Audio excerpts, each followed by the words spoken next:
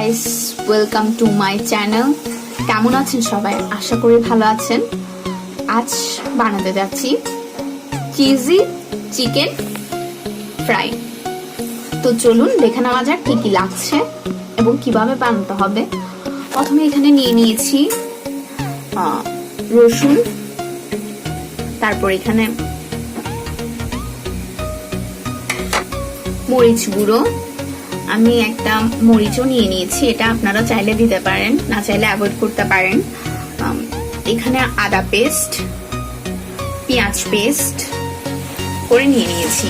এবং যেহেতু এটা চিজি চিকেন ফ্রাই, তো চিকেন তো লাগছেই। এখানে আমি চিকেনের পিস করে নিয়ে নিয়েছি 5 টুকরো। তো আপনারা আপনাদের পরিমাণ মতনই নিয়ে নেবেন। আমি এখানে লবণ নিয়ে নিয়েছি পরিমাণ মতো, আপনারা আপনাদের স্বাদ মতো নিয়ে নেবেন। সব উপকরণগুলো একসাথে দিয়ে মিক্স করে নেওয়া হচ্ছে। এইভাবে মিক্স করে কিংবা ম্যারিনেশন করে আপনারা আধা ঘন্টার মতো কিংবা 1 ঘন্টার মতো রেখে দিতে পারেন। তারপর এই ম্যারিনেশন শেষে এখন একটা প্লেটে ময়দা নিয়ে নিয়েছিলাম এবং ময়দার মধ্যে কোট করা হচ্ছে।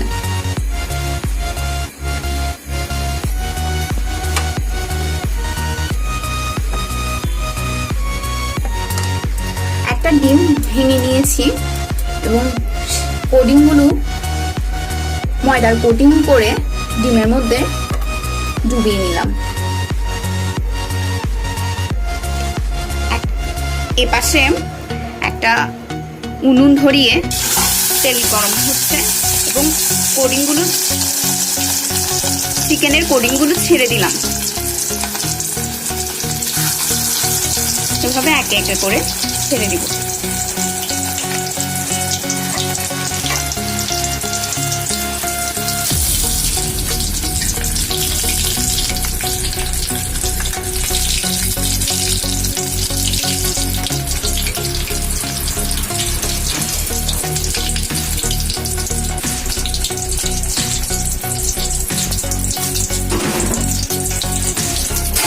দেখুন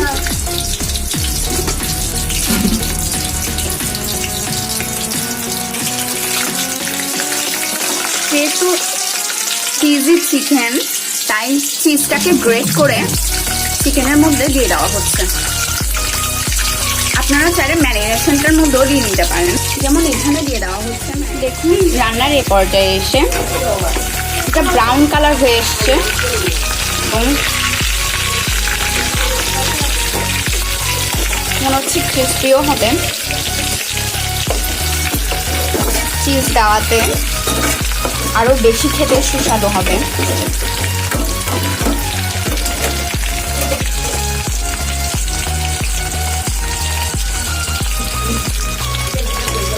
দিয়ে পাল্টিয়ে যাতে চারপাশে ভালো করে ফ্রাই হয় সেটার দিকে নজর দিতে হবে।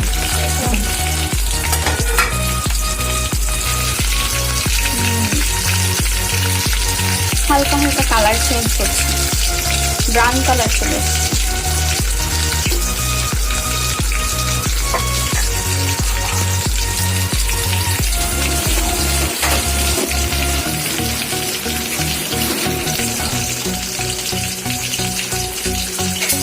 লো ফ্লেমে ধৈর্য ধরে 5 থেকে 10 মিনিটের মতো ভালো করে ফ্রাই করতে হবে।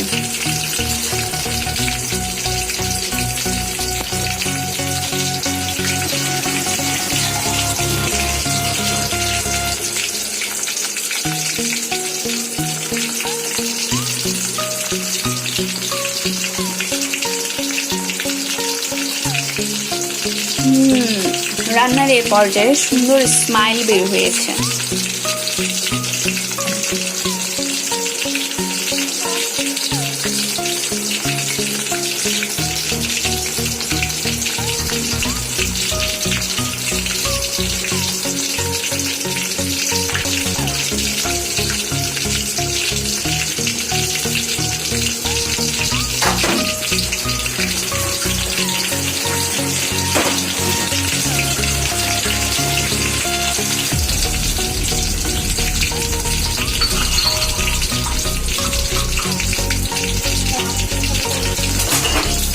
এ পর্যায়ে এসে তুলে নেওয়া হচ্ছে।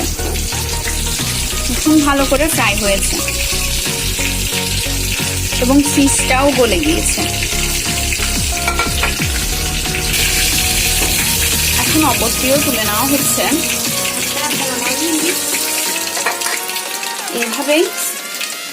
এইভাবেই এই প্রসেসে রান্না করে গরম গরম টমেটো সস কিংবা মেয়োনিজ দিয়ে সার্ভ করতে পারেন।